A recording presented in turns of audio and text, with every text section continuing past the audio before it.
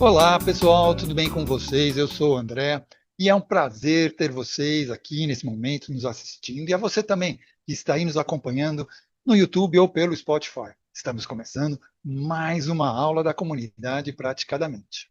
E começo dizendo que fevereiro é um mês dedicado à conscientização das doenças raras. E para enriquecer essa reflexão tão necessária, teremos o nosso convidado especial, Leandro Piscinato, especialista em neurociência da respiração e breathwork, trazendo o tema doenças raras e saúde mental da família. Qual terapia indicar? Leandro tem formação em diversas terapias e nos mostrará como a integração entre ciência e promover liberação emocional, equilíbrio energético e proteção psíquica. E aí, ficou curioso? Então fique aqui conosco, que antes de passar a palavra para o nosso convidado, eu gostaria de lembrar que estamos nas mídias como Instagram, no Spotify, YouTube e também temos o nosso grupo de WhatsApp. Sigam a comunidade praticadamente e compartilhem. Leandro, agora eu passo a palavra para você. Muito obrigado, André. E, primeiramente, agradecer a oportunidade de estar aqui com vocês aí dentro do Praticadamente, poder falar um pouquinho, estar aqui de novo, né? Como um palestrante, vamos dizer assim. Mas eu vou falar que é mais um bate-papo aqui, né? Então eu deixo bem aberto aí se tiver perguntas, qualquer coisa para a gente discutir. E é um tema que eu falo que para mim é bem, até chega a ser até emocionante falar, né? Porque eu aprendi isso na prática, né? Eu passei por uma vivência eu chamo de um projeto de transformação motivado por um câncer, né? Então, em 2020, eu fui diagnosticado com um dos tumores mais agressivos que existe. E eu sou engenheiro de formação, né? Então, todo aquele engenheiro quadradinho vive na caixinha, um mais um igual a dois. Então, não sai do beabá. E na hora que, como diria meu pai do interior, né? Quando você vê Santo Antônio de cueca, aí você resolve se mexer. Então, eu tive que procurar outras opções e comecei a estudar algumas coisas que me levaram a essas formações aí que você comentou. Eu não vou repetir todas, mas eu falo de todas essas formações. Acho que a primeira que me levou para esse caminho foi principalmente a respiração, né? Que a gente tem uma ferramenta literalmente debaixo do nosso nariz e vocês não têm ideia o tanto de coisa que pode fazer, né? Então, que nem eu comentei com vocês antes da abertura oficial da live aí, minha esposa é fisioterapeuta, ela é especialista em a ozonoterapia também, tudo, e o ozônio não deixa de ser uma molécula tríplice de oxigênio, né, para suprimento, que também trata várias coisas. E eu comecei a estudar o oxigênio dentro do organismo, que foi onde me levou para a respiração. E tem um livrinho, ele é em inglês, ele chama, eu até trouxe ele aqui para mostrar, eu não sei se vocês conseguem ver, deixa eu ver se eu consigo tirar do foco. Ah, é esse aqui. É, a terapia anti-inflamatória do oxigênio. É um livrinho, ele tem o que, cento e poucas páginas, 177 páginas. E ele dá um resumo bem legal, principalmente para a gente que é um pouco ah, mais, quer ser mais científico das coisas. E o que eu achei interessante é que ele traz todas as fontes de oxigênio voltado para a cura. E ele cita várias doenças que são tratadas simplesmente com o apropriado fornecimento de oxigênio para o seu organismo, né? Então, a partir disso, eu comecei a estudar um pouquinho sobre o oxigênio, o que ele faz, e a respiração em si. E dentro da formação da neurociência da respiração, aí entra a parte um pouco mais holística da área, né? Que é onde eles foram estudar principalmente os hindus, os budistas e tudo mais, que fazem da respiração um instrumento, né, de cura Mas eles não têm preocupação de o que está acontecendo. Eles sabem que aquilo lá ajuda, fazendo a respiração tal, acontece tal coisa, né? Tem uma resposta A, fazendo de uma forma B, tem uma resposta C. Então, eles têm esse conhecimento milenar, né? E tem um livro que aborda muito bem isso, que chama Respire. O autor é James Nestor. E ele pega vários casos onde eles fazem exercícios de respiração e começam a entender biologicamente o que isso acontece dentro do nosso organismo, né? Então, falando sobre o tema de doenças raras, eu não posso deixar de trazer aqui uma abordagem que é o nosso organismo ele trabalha com o nosso sistema nervoso autônomo. Fato, né? Eu acho que pelo menos a maioria que está aqui é terapeuta de alguma forma, tem esse conhecimento que o nosso organismo, ou ele tem dois lados para trabalhar. Ou ele está no lado do simpático, do lado do parasimpático. O que é isso? Ou ele está de um lado que é para você estar na sua luta ou fuga, né? Que é o simpático, que é você estar ativado, você tem que estar alerta, você tem que estar atento. Parasimpático, que é um lado reparatório, reconstrutor e restaurador do seu organismo, né? E, e o nosso organismo, de uma forma geral, um dos meus mestres falou isso aí, eu adoto, que eu acho que é muito apropriado, ele é hidráulico. Nós somos movidos a hormônios e a fluidos dentro do nosso organismo que sobem e descem. E alguns só trabalham no simpático e alguns só trabalham no parasimpático. Então, quando você vai falar de adrenalina, noradrenalina, que te deixa agitado, que te deixa atento, que te deixa alerta, você está no simpático. Se você precisa de uma serotonina, né, você tem que estar no parasimpático. Né? Até uma associação que faz quando eu falo parasimpático é para, né? Quer dizer, você está calmo, né? Você está num lugar parado, sossegado. Se você não está, com certeza você está, de alguma forma, pelo menos um pouco mais acelerado que o normal. Né? E também as formas de respirar, você consegue jogar para um lado e para o outro. É bem interessante isso, porque quando você começa a associar a outras terapias de hipnose e tudo mais, uma das coisas que a gente vê quando a pessoa entra numa condição de simpaticotonia ou parasimpaticotonia é observar a forma que ela está respirando. Tá, mas tudo bem, o que isso tem a ver com o tema daqui? Quando a gente fala de doenças raras ou condições do meio que você está, se você está dentro eu vou chamar de vício, né? Mas não é a palavra mais apropriada, mas você está frequentemente ativado no seu sistema simpático, você está favorecendo doenças. E isso gera estresse, ansiedade e tudo mais. Então, o estresse e ansiedade, ou estresse e depressão também, certamente está associado a um simpático ativado exageradamente. Ou seja, o tempo todo ativado. Tá, e tudo bem, o que isso tem a ver? Eu vou trazer eu vou tentar ser simples aqui para explicar, mas quando você está numa situação de perigo, uma situação de alerta, a forma mais comum que o pessoal fala é quando você está com um leão na sua frente, você não vai ficar calminho, né? A não ser que seja um bichano muito mansinho, mas se é um bicho selvagem ou uma coisa que você tem medo, é inconsciente. Você já dispara toda essa carga de adrenalina hormonal para você tomar a ação de luta, fuga. E você tem normalmente três reações. Ou você parte para a briga, ou você congela, né? Ou você foge. É uma das três opções aqui que acontece. E o seu organismo, o que ele faz para te dar condições para fazer isso? A primeira coisa, a sua respiração. Vamos lá. A primeira coisa a acontecer, que pouca pessoa percebe, é a pupila dilata e os seus sentidos ficam mais aguçados. Então, a audição, a visão, que a pupila dilata, a sua sensibilidade é maior, e depois a sua respiração acelera, batimento cardíaco acelera e a sua circulação sanguínea privilegia o suprimento de sangue para grandes músculos e grandes cadeias para você se mover, para você fugir, para você brigar. Qual que é o impacto disso? O que não é vital é desligado.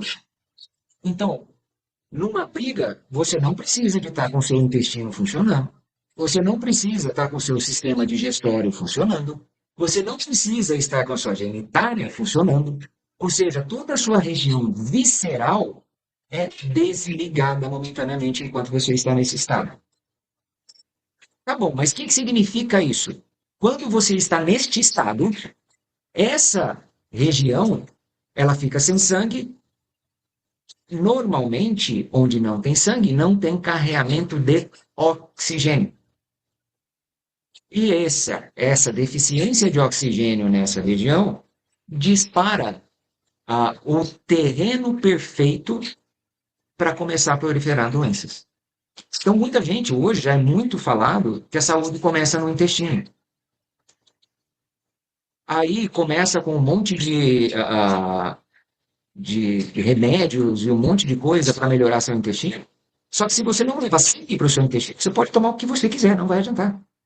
Se você não dá a condição apropriada para o seu intestino funcionar e receber aquilo, também não vai funcionar.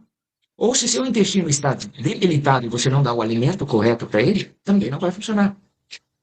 E aí ele forma uma coisa que a gente chama de terreno biológico perfeito para a proliferação de doenças.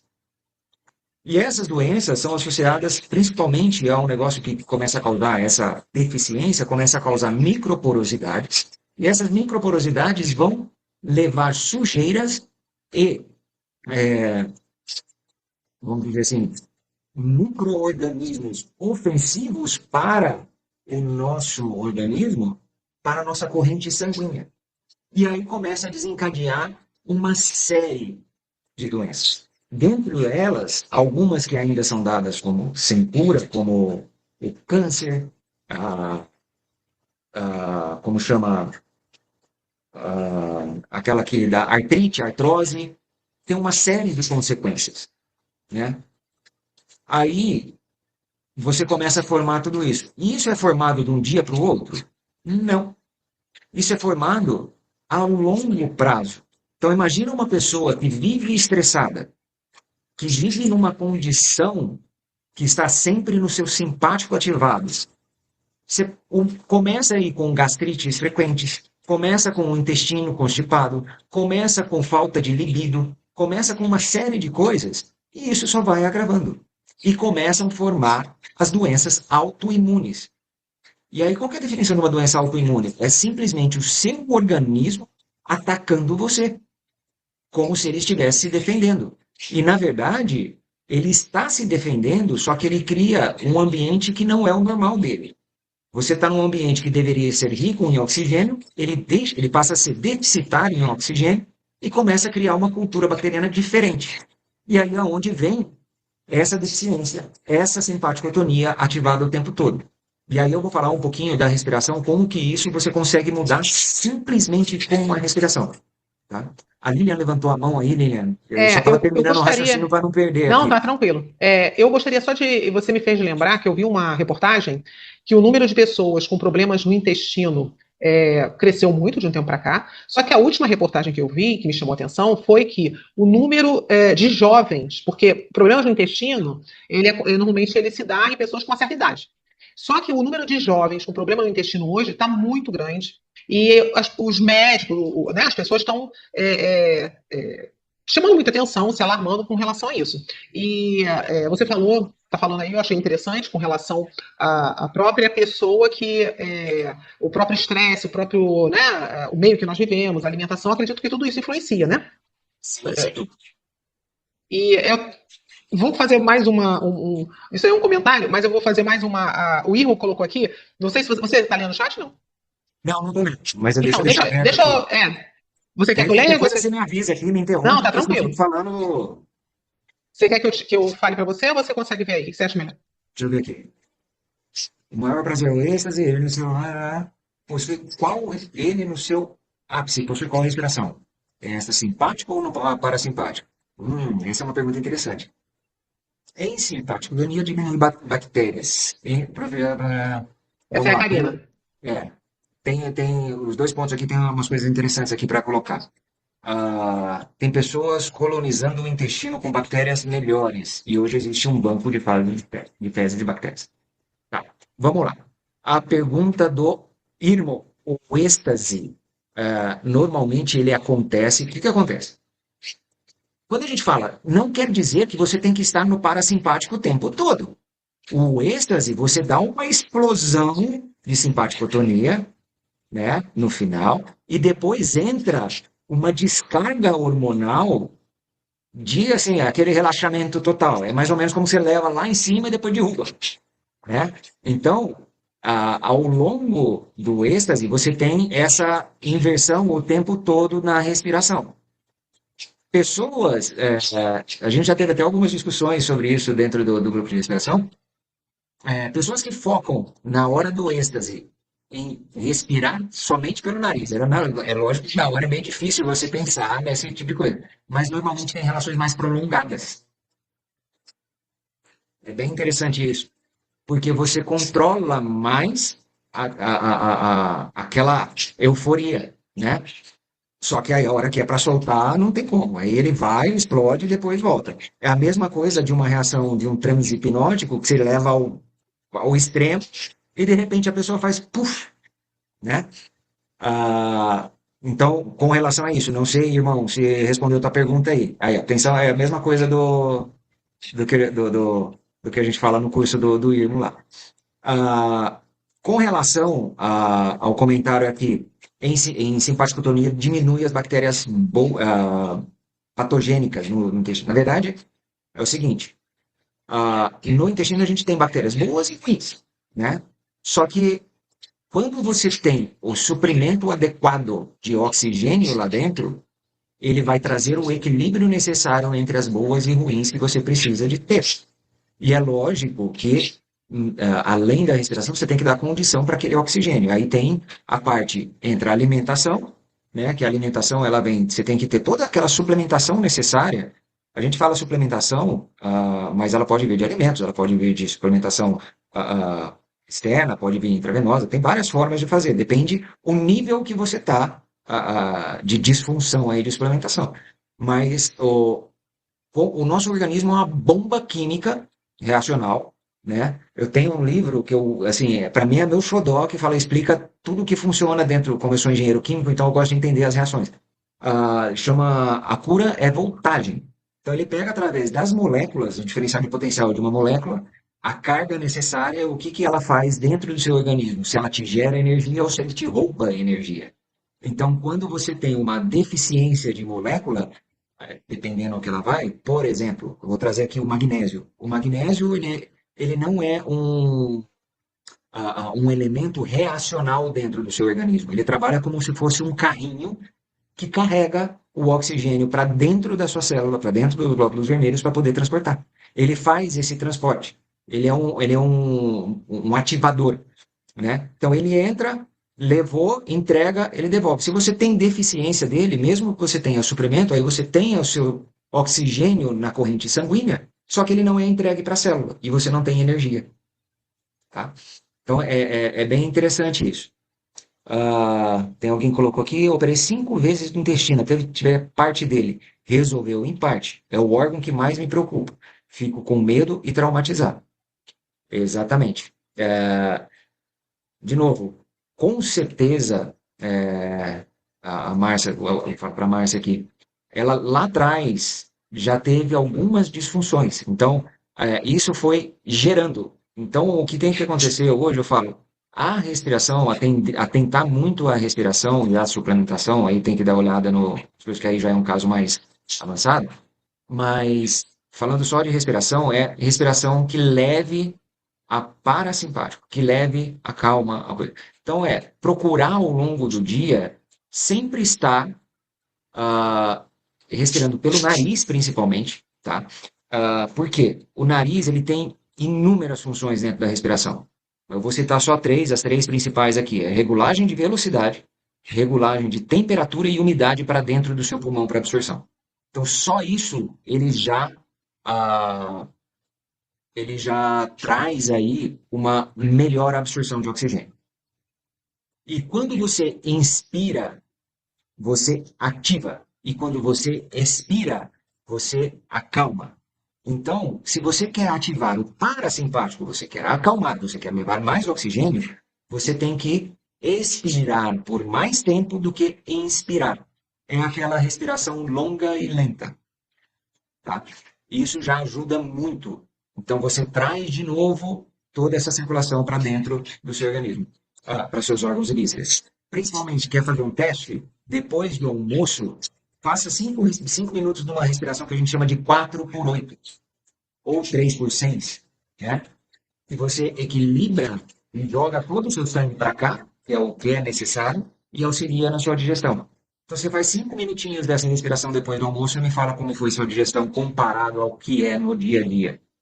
São coisas simples, de 5 minutos, que você consegue fazer isso, tá? Ah, aqui a medicação não é muito indicada, Lilian. Eu não entendi essa pergunta. A Desculpa. meditação, eu falei, A eu acho que eu medi... escrevi errado. Meditação. não, eu li errado, desculpa. A meditação deve ser, então, muito indicada, né? Porque a É meditação, ela dá muito. um. Sim, vamos lá, vamos falar um pouquinho. Deixa eu só falar um pouquinho do CO2, depois a gente vai entrar na parte mais holística da respiração, tá? Uma coisa importantíssima que a gente tem que entender. O nosso organismo, ele tem apesar da gente meio que demonizar o CO2 do nosso organismo ele é importantíssimo, porque ele faz um equilíbrio de transferência do oxigênio para dentro da célula. E o nosso organismo ele é composto de vários microsensores que detectam os níveis de CO2 que você tem dentro do seu organismo. E a gente tem um pontinho no cérebro que foi descoberto por um cara chamado Boltzinger. E aí isso foi conhecido como Pre-Boltzinger Complex. Peraí, deixa eu só colocar no computador no carregador aqui, que deu bateria baixa. O que ele descobriu? Que conforme você vai respirando, esse pontinho no cérebro, ele entende, através das informações enviadas pelo seu nervo vago, ele entende como está a sua respiração e ele começa a registrar, né, na movimentação do seu diafragma. Se você está respirando curto e rápido pela boca, seja lá para onde for, o tempo todo, ele começa a registrar isso. E ao longo do tempo, isso passa a ser a sua respiração padrão. Então, uma pessoa que está com com o simpático ativado o tempo todo, é padrão, a pessoa respira o tempo todo, inclusive dormindo, que é o pior. E pode levar no estado ansioso? Aí gera ansiedade, aí gera uma. Aí é a bomba perfeita, é o terreno perfeito para começar a disparar um monte de coisa. Tá? Então, é o que eu falei. A ansiedade e a hiperatividade, a hipertensão, são os primeiros sintomas porque você está com o seu parasimpático ativado. Lembra que eu falei que os primeiros sintomas são aumento da sua sensibilidade dos seus sentidos? Pupila dilatada, audição. Então a pessoa fica incomodada com qualquer barulhinho, a pessoa fica sensível a toque. Olha os sintomas. A digestão é ruim. Esses são os primeiros sintomas a aparecer e não prestam atenção. Tá? E às vezes, com uma simples mudança de rotina de respiração, você melhora isso. Então, voltando nesses microsensores, esse cara que está toda vez registrando esse padrão, se você não para e presta atenção na 4 por 8, numa respiração com uma respiração mais longa, o seu organismo não vai voltar. Eu não vou falar nem a aprender, a lembrar aquilo que você já nasceu sabendo. O seu padrão de fábrica é perfeito. Só que ao longo do tempo, você vai registrando e atualizando esse softwarezinho seu aí, que a gente chama de cérebro. E aí ele começa a danificar tudo para baixo, e o nervo vago, que interpreta tudo lá para baixo, que é principalmente o nosso intestino, que é o nosso segundo cérebro, manda essa informação para cima e muda todo o padrão. Então, é uma educação, uma reeducação daquilo que você aprendeu errado. Então, fazer práticas de respirações longas e respirações lentas ajuda muito a dessensibilizar esses sensores de CO2. Porque se você fica muito tempo respirando rápido, Aí aquele cara que falou, olha, isso é seu novo padrão, ele manda um sinal para esses sensores e fala, olha, o CO2 está muito alto, manda mais oxigênio. E aí você vai aumentando ainda mais, vira um loop, entendeu?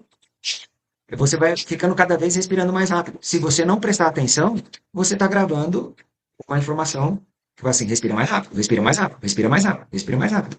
E aí chega um nível que você começa a respirar 100% pela boca, porque pelo nariz você já não está dando mais conta. E aí, fala assim, ah, não, mas meu nariz é entupido, tem alguém comentou aqui, a apneia, não sei o quê.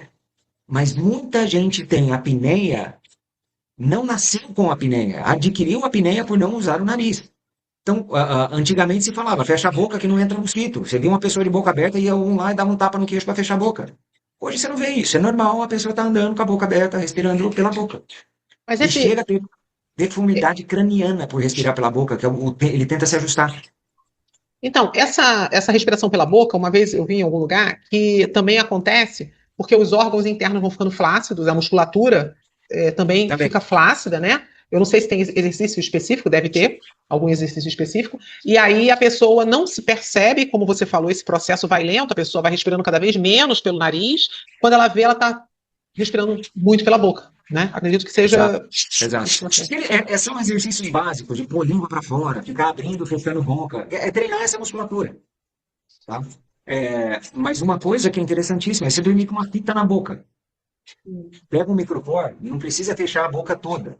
Coloca, tipo aqui, com um bigodinho de Hitler aqui, assim, e dorme. Insista, as primeiras noites são terríveis. Quem dorme de boca aberta e respira pela boca dormindo, que tem gente que dorme com a boca aberta, mas não respira pela boca, porque a língua descansa no lugar certo, que é no palato, que é no céu da boca. Né? Quando tem essa flacidez, a língua desce, você dorme com ela embaixo e aí o ar passa. Se você tentar respirar com a boca aberta, respirar pela boca, com a língua no céu da boca, você não consegue. E não tem como. Tá? E quando põe o micropóreo... Põe o microporezinho, porque aí você consegue perceber que você está dormindo respirando pela boca. E o dormir respirando pela boca, você tem uma deficiência gigante de oxigênio. É impressionante.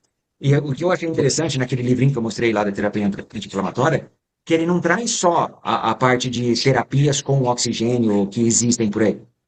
Ele traz também, além disso, ele traz práticas de respiração, que são essas que eu estou falando, que foi onde que eu comecei a estudar essa parte. Então, a Marisa falou de apneia, experimenta, mesmo com a apneia, dormir com a fitinha na boca. Insista e me fale ao tempo. Uma coisa que é importante falar sobre a apneia, comece a prestar, eu não falo de mudar padrão de respiração numa mesma hora, tá? Porque é difícil para uma pessoa que tem uma respiração disfuncional mudar de uma hora para outra. A primeira coisa que tem que se fazer, tome várias vezes ao dia, tome 1 minuto e preste atenção como você está respirando. Só preste atenção, não precisa mudar nada. Eu estou respirando pelo nariz, estou respirando rápido, estou respirando... Tá, se eu estou respirando rápido, por quê? Comece a se questionar e prestar atenção nesses padrões que você tem. E comece a mudar. Aí, aos poucos, fala assim, não, agora eu vou expirar pelo dobro do tempo que eu inspiro. Não precisa contar, mas faça. E começa a ver como muda, principalmente o padrão de ansiedade, de aceleração que você tem no dia, como aumenta seu foco, concentração. Tá? Alguém perguntou aqui se a 4x8 é a mesma que a 478, e eu já vou responder a outra, 4x8 ou 4x6. Tanto faz 4x8 ou 4x6. Eu recomendo 4x8. Quem faz 4x6 é porque não dá conta de expirar por 6 segundos. Acreditem ou não. Tem gente que não consegue fazer isso aqui, ó, por mais de 3 segundos.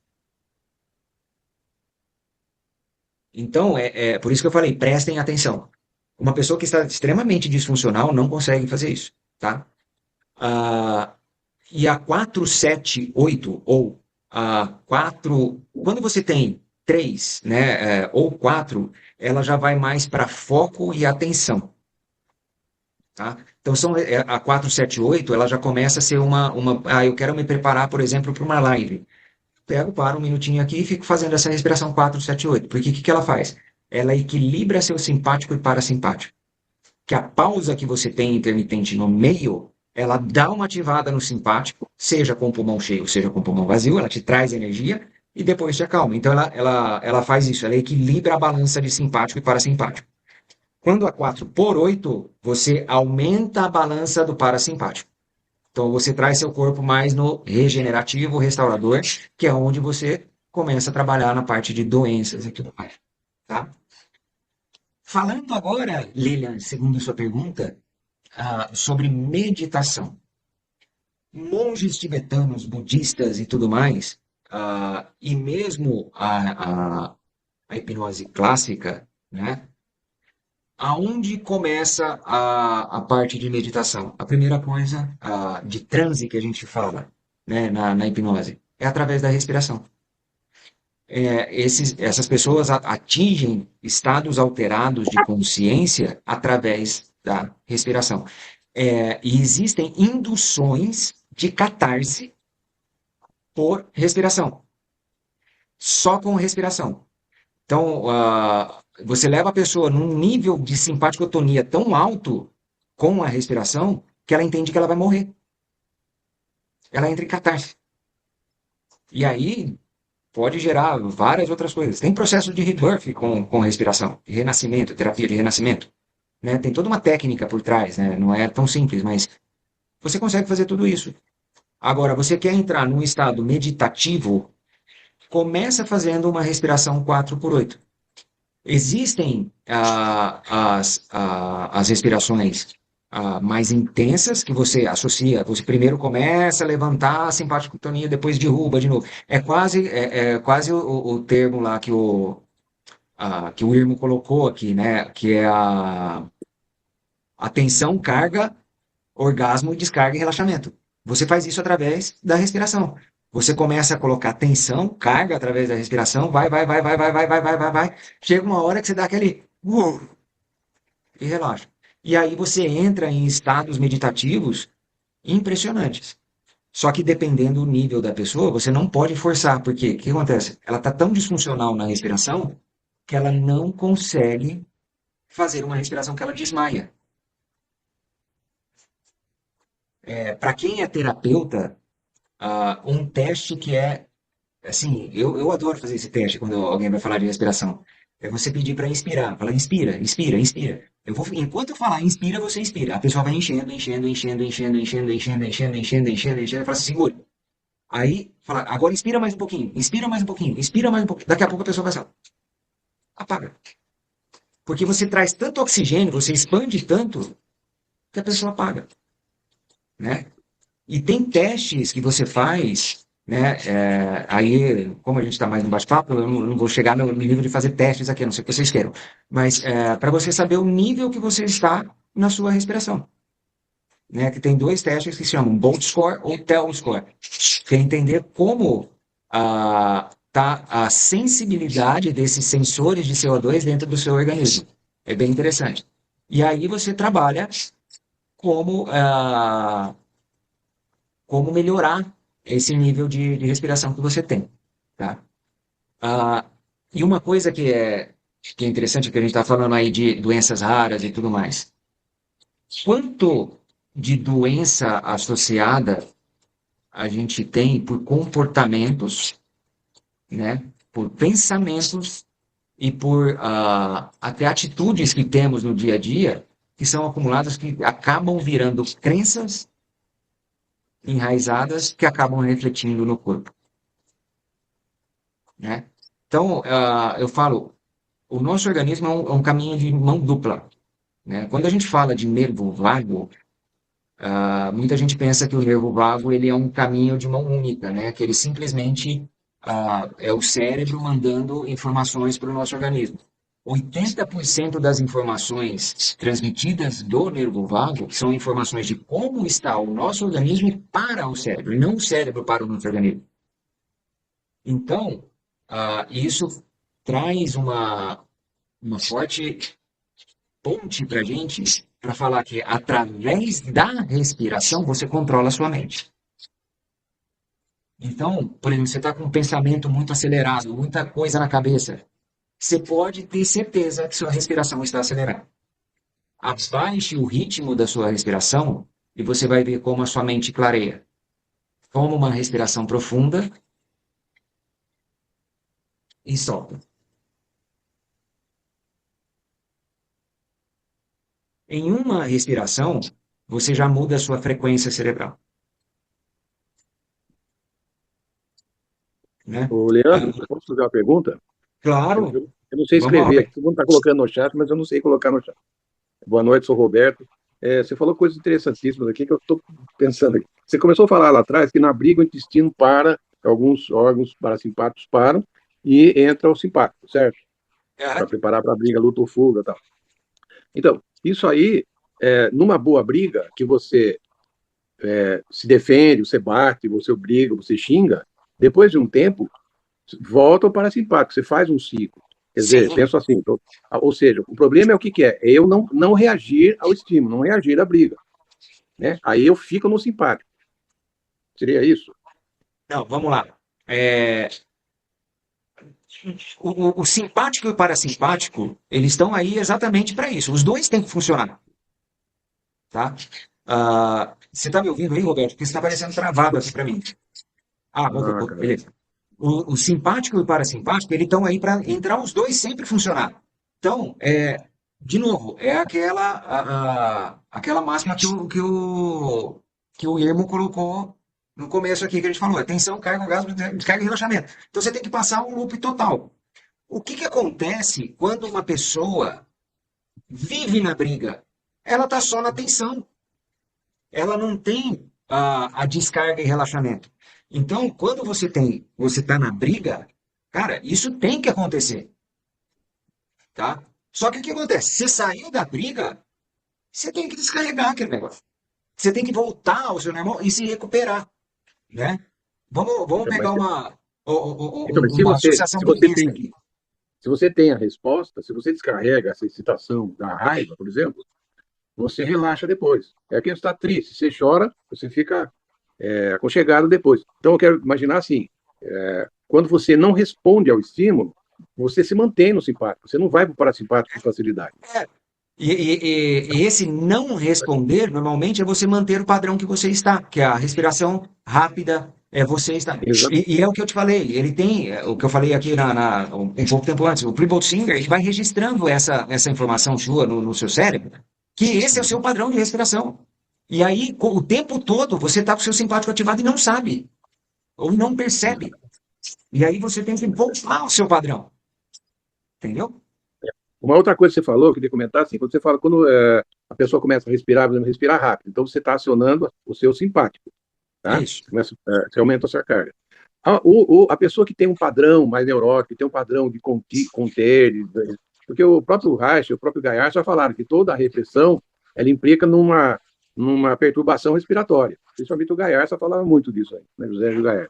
Então, por exemplo, quando você falou assim, essa é uma preocupação, por exemplo, eu já participei de grupos de bioenergética que trabalha muito a respiração. Então, o que acontece? Todo mundo quase ali hiperventila, começa a formigar, começa a passar mal, né? Então, assim, o neurótico, vamos dizer assim, o neurótico, quando ele começa a respirar muito, ele tem um piripaque, ele não aguenta tanta carga, ou tanta emoção, ou tanta coisa, porque ele vive num nível basal mais baixo, né? Ele respira pouco, ele oxigena pouco. Quando ele aumenta o oxigênio, começa a formigar, começa a ter um monte de questão, e essa é uma questão que eu fico pensando sempre assim nesses trabalhos corporais muito intensos, se, se todo mundo aguentaria isso aí, se não de repente, não tem que ter uma triagem para ver quem tem mais, quem a pessoa mais neurótica, ou uma pessoa psicótica que respira muito pouco, né? Que você aumenta, ela pode ter um surto psicótico. Eu fico pensando por aí, assim, nos cuidados da terapêutica, né? Como é que você vê isso aí? Como é que você Bom, vê? vamos lá. Tem respiração, padrões de respiração para várias aplicações. Então, pegando as respirações alotrópicas, que a gente chama, que são as intensas, que é pela boca, rápida. Qual que é a ideia dessa respiração? É você explodir seu simpático, tá? Que é gerar tensão e carga. Biologicamente, o que isso acontece? A principal coisa que acontece é ela gera uma vasoconstrição. E você tem uma série de. Uma oferta gigante de oxigênio dentro do seu organismo. Tá? E essa vasoconstrição é o que gera formigamento, gera a contração muscular. Então, pessoas que ficam muito tempo nessa respiração, ela chega a ter tetania, que a gente chama, que a mão começa a fazer isso aqui, tá? Só que ele gera um negócio que é uma vasoconstrição no córtex pré-frontal. Então, ele dá uma acalmada no cérebro também, tá? Então, quando ele leva a níveis. Por isso que é uma respiração holotrópica. E aí, a hora que você para essa respiração, você entra no um estado de êxtase, né? Que é praticamente fazendo aquela associação, é o orgasmo e a descarga, depois você entra num relaxamento profundo. E naturalmente o seu corpo volta no padrão de respiração. Aí você vê que a pessoa está respirando abdominal, e isso é uma coisa que eu não falei aqui, que é importantíssima. O padrão de respiração nosso tem que ser abdominal. Por quê? Você movimenta o seu diafragma. A movimentação do seu diafragma não é só para a movimentação do pulmão. Ele também tem uma função importantíssima, que é massagear órgãos e vísceras. E facilitar a excreção de hormônios, facilitar uma série de outras coisas. Que é aquele movimento do diafragma para baixo. Tá? Então, a respiração ela tem que vir abdominal, intercostal, peitoral. Alguns níveis mais avançados, eles trabalham 7 pontos de levar o ar na respiração, que vai desde lá do chakra base, vamos dizer assim, vem como se fossem todos os chakras, né, trazendo essa respiração. É bem interessante. Então, isso daí, aí você vai pegar um caso que você falou, o cara é meio despirocado, tudo. Primeira coisa, se ele já tem uma respiração disfuncional, ele vai desmaiar, ele não vai conseguir fazer. Porque ele tem tanta deficiência de oxigênio no cérebro que a hora que ele vem, entra uma bomba de oxigênio dentro do cérebro dele, fala assim, esse cara vai morrer. Ele apaga. Eu tive um paciente meu que ele foi fazer a respiração holotrópica e ele não voltava. Né? Ele ficou naquele, não sei o que, negro lá, não sei. Ele não voltava, demorou um tempão para ele voltar. Depois que ele voltou, ele ficou meio pirado, meio em pânico. Então, assim, a minha Ele preocupação não é foi essa. bem orientado e, assim, ele não foi preparado para isso. Uma respiração holotrópica desse nível, você não pode fazer de primeira, tá? Uma Hum, respiração holotrópica desse nível. O que você tem que fazer com uma pessoa dessa? Cara, é começar com uma respiração que a gente chama 4x4, tá? tá. Que é uma respiração sem pausa. Então a pessoa vai inspirar pelo nariz por 4 segundos, expirar pela boca por 4 segundos. Só que nessa inspiração e nessa expiração, ele tem que trazer o máximo de ar possível. Vai ter, para uma pessoa que tem deficiência, vai ter exatamente o mesmo efeito. Porque ela está tão deficiente que ela vai ficar até meio. A hora que termina, ela está meio paradona, meio passada tal. De tão calma que ela fica.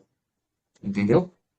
E aí, com o tempo, vai acostumando. Ela tá tão, o nível dos sensores de CO2 dele está tão sensível que ela perde essa referência de uma expiração longa, tá? Então, você começa a trabalhar isso, você começa a trazer uma maior oferta de CO2 para dentro do organismo dele, que o CO2 também é importante na troca gasosa, porque aquela medição que a gente faz de SpO2, se você tem uma deficiência de CO2, não adianta, o seu oxigênio está circulante, mas ele não está indo para dentro da célula, não está indo para dentro de tecidos. E aí, por exemplo, você tem oferta de oxigênio dentro do sangue, mas os seus órgãos e vísceras não têm oxigênio, ele não é transferido para lá. E aí acontece aquele mesmo terreno biológico que a gente estava falando, tá? Ah, e quando você dá essas pauladas muito fortes de respiração, é praticamente você dar um chacoalhão no seu nervo vago, cara. É aqueles transe que você faz lá de dar um pane assim de repente, que é aqueles trancos no pescoço, não sei o que, que a pessoa apaga, é o mesmo efeito. É a mesma coisa que você pegar um cara que tem uma disfunção meio agressiva, você vai lá e dá um chacoalhão nele. Então você quer como positivo esse choque, é isso? Não num primeiro momento. A pessoa tem que ter uma preparação para isso. Ah, sim. Então você está falando, É concluindo, né, uma que tem que para jornada. trabalhar a respiração tem que ser gradual. É uma jornada. Eu acho que o Roberto travou isso. Travou. A imagem dele travou. Então, voltando aí ao tema, então a respiração é uma jornada, que assim, não é uma coisa que você vai sair fazendo, gente. Você vai Perfeito. relembrando aos poucos. Quanto tempo você aprendeu a ser disfuncional? Leva um tempinho para você voltar ao seu natural, né? Então, é esse que é o ponto aí para a gente ter em mente disso daí. E uma última É, pergunta: quando você atende uma pessoa aqui, por exemplo, não sei se você atenderia esquizofrênico, né? Mas uma pessoa que tem um núcleo psicótico, um esquizoide, você toma mais cuidado? Como é que é isso? É diferente ou é tudo aí, igual? a esquizofrenia, existem algumas respirações que não são recomendadas, tá? Ah, Porque ele pode ativar surtos psicóticos. Porque imagina, a pessoa tá com, se você faz uma hiperventilação, você paralisa o córtex pré-frontal dela, você perde toda a capacidade de raciocínio dela. Então ela se mistura abre tudo. para o mundo dela lá, cara. Então Pura realidade e fantasia. É o surto psicótico. exatamente. Então pessoas com medicações, tudo, então tem toda uma, da mesma forma que você trabalha com hipnoterapia, você trabalha na abordagem com a respiração. Você tem que entender até onde você pode ir, tá? Não, perfeito. Só estou fazendo essa pergunta porque eu sou um terapeuta haitiano. Eu trabalho muito pouco com hipnose ainda, né? Mas eu tenho esses cuidados, né? Como é que, dependendo da estrutura de personalidade da pessoa, eu não vou forçar a barra, porque pode ser perigoso, né? Então eu gosto mais de trabalhar devagar e estruturando, né? E Muito assim, legal. Gostei do o que é legal da respiração é que a pessoa sente o efeito na hora, né? Então, por exemplo, fala assim, você quer fazer um teste? Vamos ativar o seu simpático agora? Então é simplesmente parar aqui em 1 minutinho, ficar respirando assim, ó.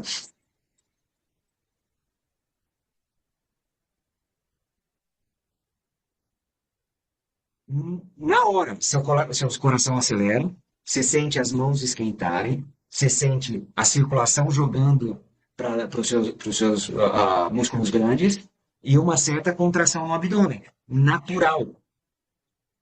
E aí, se você tem aqueles reloginhos de pulso, você vê seu batimento fazer assim. E a hora que você termina, se você, na sequência, acaba de fazer essa respiração e começa,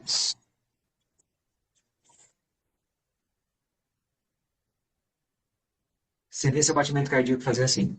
E uma coisa que é interessante, quando você respira, tem uma respiração que a gente chama de respiração coerente, que a gente chama de, ela é 5 por 5. Você inspira 5 segundos, expira 5 segundos, sem pausa. Se você fizer um eletrocardiograma fazendo essa respiração, um eletrocardiograma, ele é meio caótico, né? Ele vai subindo assim e vai descendo assim. Se você faz um eletrocardiograma fazendo essa respiração, ele vira uma senoide perfeita. É uma respiração onde ele gera uma frequência cardiorrespiratória e é a mesma frequência mental. Então é praticamente um alinhamento que você faz. Essa interessante. respiração para meditação, Lilian, é maravilhosa, viu? Olhando, você dá 5 algum por 5 curso? sem pausa. Eu faço imersões em respiração, onde a gente faz práticas, e eu trago aí sim um pouco mais aí dos conceitos, né? De quais os hormônios que você pode disparar, quando que você faz essa geração de tensão, explosão, relaxamento e tudo mais, como que isso se comporta na respiração. Ah, e a gente faz algumas respiraçõezinhas lá. Eu não chego a fazer alotrópica, dependendo da turma eu faço. Se a turma pede uma pancada, a gente dá, mas eu faço O algumas masoquista, né? respirações O de. masoquista. Os crentes Não, é masoquistas. porque. Tá? Debate. Debate que eu gosto. Mas Pode é bater. porque. Ô, Roberto, mas tem gente que apanha nas respirações simples. É esse que é o. Mas sem Então, querer, né? O que pede é o é, caso masoquista aí. Vamos lá. e eu falo, nada acontece por acaso, né? É isso aí. Muito bom. E para, acho que fechar o enredo aqui, que é importante a gente falar, né? A gente falou muito um pouco da respiração, a biodinâmica da respiração dentro do intestino, eixo e doenças, mas tem uma outra palavrinha lá no meio, que é do tema da nossa live, que é família, né?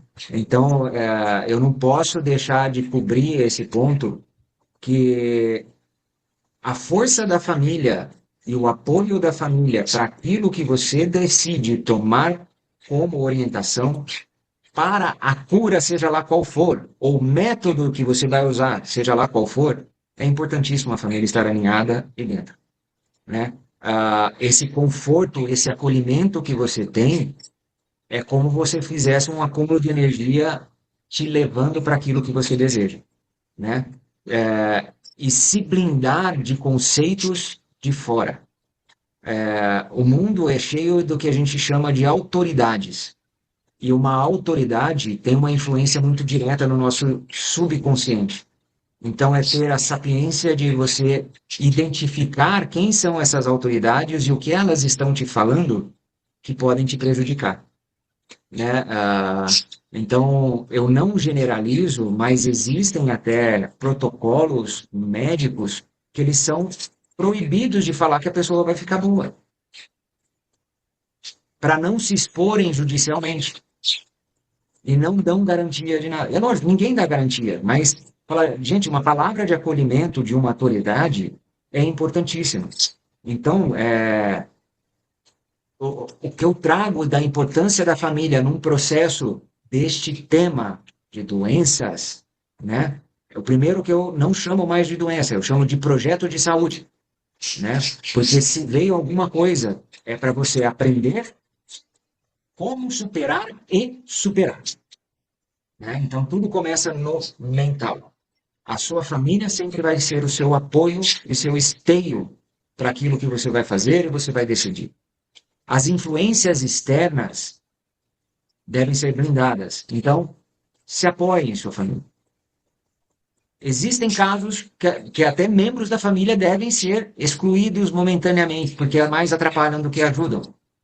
Seja sábio, a decisão é sua da cura, a única e exclusiva sua. Tá? Eu não estou falando para sair brigando com o médico, não estou falando para sair brigando com família, não estou falando. Estou falando o quê? Escolha a cura. Essa decisão e essa certeza que vai ser curado é o primeiro passo. O resto vem atrás com as ferramentas que você escolher. Se você escolher uma ferramenta que seja a respiração, que seja uma hipnose, que seja uma constelação familiar, que seja aquilo que for, você acredita, vai funcionar. Né? Então, e o apoio dessas pessoas, a gente pode incluir na família, amigos, pessoas que te apoiam nesse projeto que você tem, é importantíssimo. Então, abrace e vá e siga em frente. Nunca desista, nunca baixe a cabeça. A minha história começou com um médico falando para mim que eu tinha 97% de chance de morrer. Eu falei, tá bom, eu estou nos 3%, agora você só me fala o que eu tenho que fazer. Perfeito. E o teu desafio foi muito grande, porque é um dos mais difíceis, pelo que eu entendo, né? E como você falou... assim, a mentalidade nisso tem que estar sempre para o lado positivo, o lado da cura. Não, imagina se eu acolhesse o número 97 em vez do 3. A diferença que faria. Então, esse é um exemplo simples de como uma escolha simples pode mudar sua vida. Né? Leandro, só fazer uma questão aí. O que vem antes, o ovo ou a galinha? Então, por exemplo, uma pessoa que respira mal, ela não pode ter bons pensamentos, né? Ela não consegue ter bons pensamentos. Você concorda? Olha, pode até conseguir ter bons pensamentos, mas ela tem tantos pensamentos que os outros atrapalham. Vira uma confusão. A verdade é essa. Hoje, se você for olhar, principalmente criança, gente, né? Eu não sei se alguém de vocês aí tem crianças pequenas, ou convivem com crianças, ou atendem crianças. As crianças de hoje não sabem respirar. Eu tenho uma menina de 12 anos, eu vejo as amiguinhas dela me dar desespero. Né? Tudo aí é diagnosticado com TDAH, tem um monte de nome, mas ninguém fala, para e respira. Né? Ninguém faz talvez isso tenha... por isso tem muita criança ansiosa aí, muita criança com problema, porque na verdade os pais não estão olhando para a criança, estão olhando só para o celular, né? Exatamente. No que você falou, que cada vez mais cedo as pessoas estão tendo complicações intestinais, olha o padrão formado aí. Crianças respirando errado, comendo mal. O que você pode esperar? Mas, ô, Leandro, prender a respiração é uma resposta biológica natural quando a gente tem medo, quando a gente se sente ameaçado.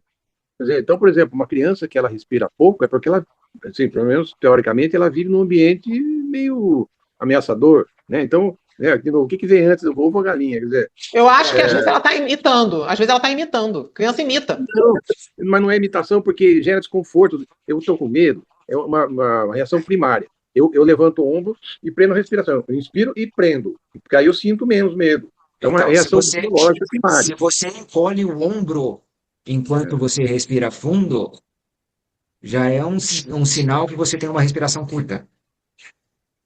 Sim, é que eu estou Uma querendo pegar pergunta. a origem. A origem é assim: famílias disfuncionais, que a criança ela vive num ambiente meio ameaçador, então ela vive em inspiração, ela vive simpático-tônica. Então, assim, se Vamos lá. essa criança depois falar assim, olha, você solta e respira, ela está no padrão contenção. Vamos lá. A origem da disfunção é uma coisa, que a gente está falando a respiração, se ela conseguir, se a criança já desde pequena a entender que através da respiração ela se regula, Ah, sim, tanto é uma entendeu? educação. Concordo. Independente da origem, é isso que eu estou falando, eles não Perfeito. sabem. É o que eu falei lá no começo, eu falei assim, antigamente a pessoa chegava com a boca aberta, vinha um, dava um tapa no queixo e falava, boca aberta não entra mosquito, boca fechada não entra mosquito. Uhum. Você entendeu? São coisas sutis de antigamente que não existem mais. E hoje normal, a criança lá está lá conversando com você, né? E esse está Verdade. com a boca aberta, ele está respirando. O seu Homero tem uma pergunta. Eu ia falar, tem uma Então, pergunta aqui. professor Leandro, eu gostaria de saber, quando o médico te disse que você tinha apenas 3% de possibilidade de viver, qual a sua atitude? Ele falou que eu tenho 97% de chance de morrer. Ele não falou que eu tenho 3% de chance de viver. Primeira coisa. Eu falei, a minha resposta para ele foi: eu estou nos 3%, agora você me fala o que eu tenho que fazer. Eu já Então, cortei o que ele falou. E depois ainda, desses 3% que sobrevivem à cirurgia, 70% morrem na quimioterapia.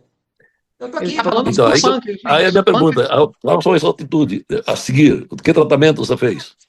Eu falei para ele, bom, primeira coisa, eu falei para ele o que você tem que fazer do padrão, e aí é onde que eu fui buscar entender isso aqui.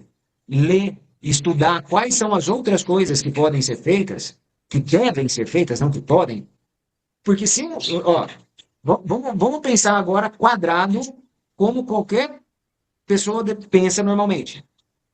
Se um médico que está ali para te ajudar, ele está ali para te curar, ele fala que você tem 97% de morte, o que ele está te ajudando? Nada. Tá ajudando nada. Está te enchendo o saco só, deixando você Qual que é a estressado. confiança que ele tem no tratamento desse se ele está te falando um negócio desse? Eu falei, bom, eu não posso ficar só nisso. Então, minha atitude foi buscar outros conhecimentos. E dentro de buscar outros conhecimentos para me ajudar, eu não posso tirar, de novo, o apoio da minha família, minha esposa, todo mundo que esteve aqui, que estudou comigo pra caramba, ó. Eu estudando de um lado, ela do outro, para entender o que a gente tem que fazer, a parte de suplementação, respiração, ozonoterapia, né?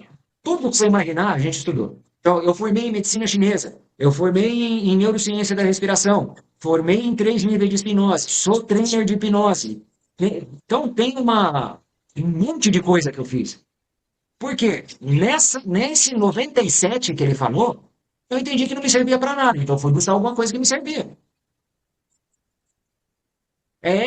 De novo, a gente depende de escolha. Qual a escolha que você quer? Você está nos 97 ou não? Se eu tivesse ouvido um médico e acreditado nele, eu não estava aqui agora. Estou falando que ele estava errado, o tratamento dele foi ruim. Eu acho que o tratamento dele foi eficiente, só que ele não confia naquilo que ele faz. Para mim, para ele falar um negócio desse. Mas vamos fazer. Eu estudei o medicamento, tá? Que eu tomei. A cirurgia, o meu cirurgião, eu não tenho um A para falar dele, porque o cara foi um mestre. Assim, o cara foi maravilhoso.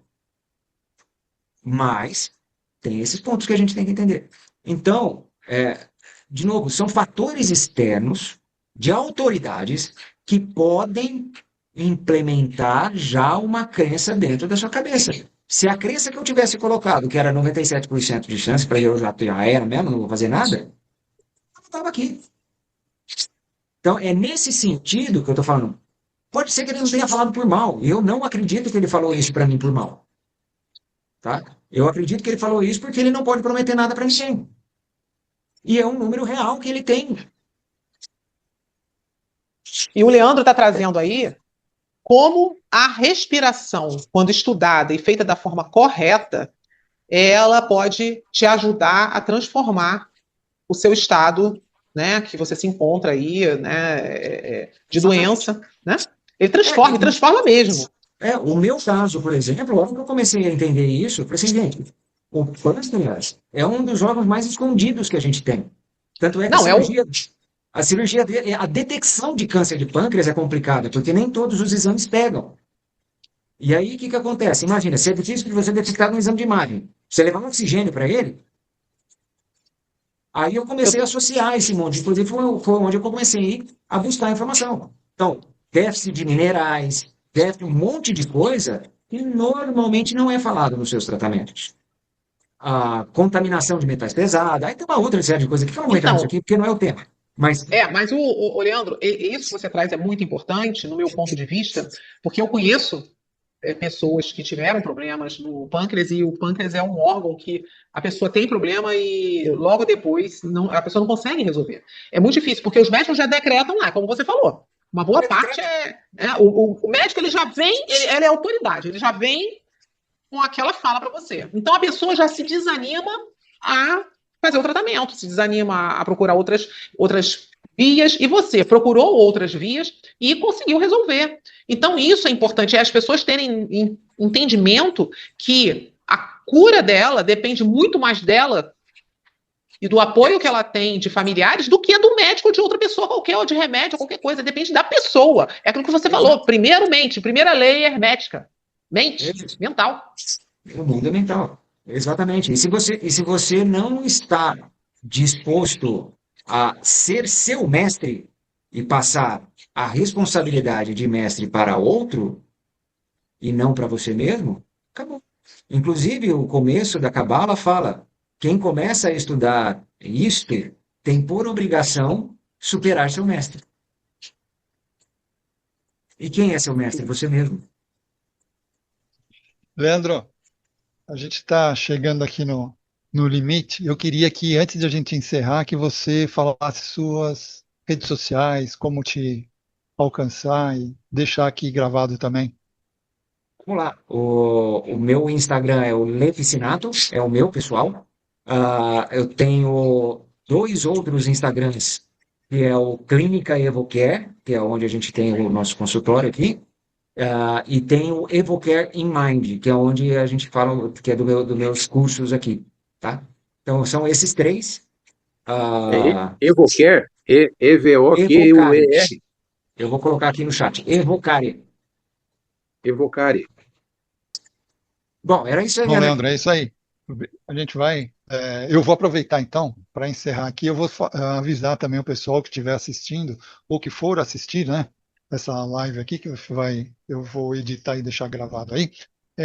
As tuas redes sociais eu vou deixar na descrição desse vídeo. Então, quem quiser, vai lá e acessa e vai ficar mais fácil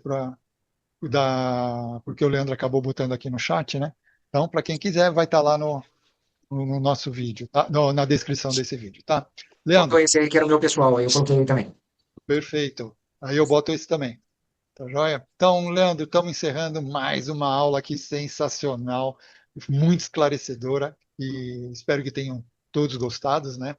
E só para avisar aqui, na nossa próxima semana vamos ter uma live com o tema sobre pompoarismo utilizado na saúde da mulher, com a Carol Degani, tá? Lembrando a todos para se inscreverem no canal da Comunidade Praticadamente e ativar o sininho, tá? Para acompanhar os próximos encontros. Em nome do Praticadamente, agradecemos imensamente ao Leandro Piscinato e a todos que estiveram aqui presentes ao vivo e para você também que vai assistir depois. E para continuarmos evoluindo juntos, eu convido a todos a interagirem conosco, deixando seus comentários, sugestões e feedbacks. Isso é muito importante para que possamos melhorar sempre e trazer o melhor conteúdo para vocês. E não se esqueçam de curtir, compartilhar e de se inscrever nas nossas redes sociais, e assim juntos podemos fazer a diferença e transformar a vida das pessoas. Então vamos nos despedindo e a gente se encontra na nossa próxima live, na nossa próxima aula do Praticadamente. Até lá, pessoal! Obrigado. Juntos ajudamos quem quer crescer, com apoio e amor fazermos florescer. No Praticadamente somos conexão, guiando quem busca sua transformação.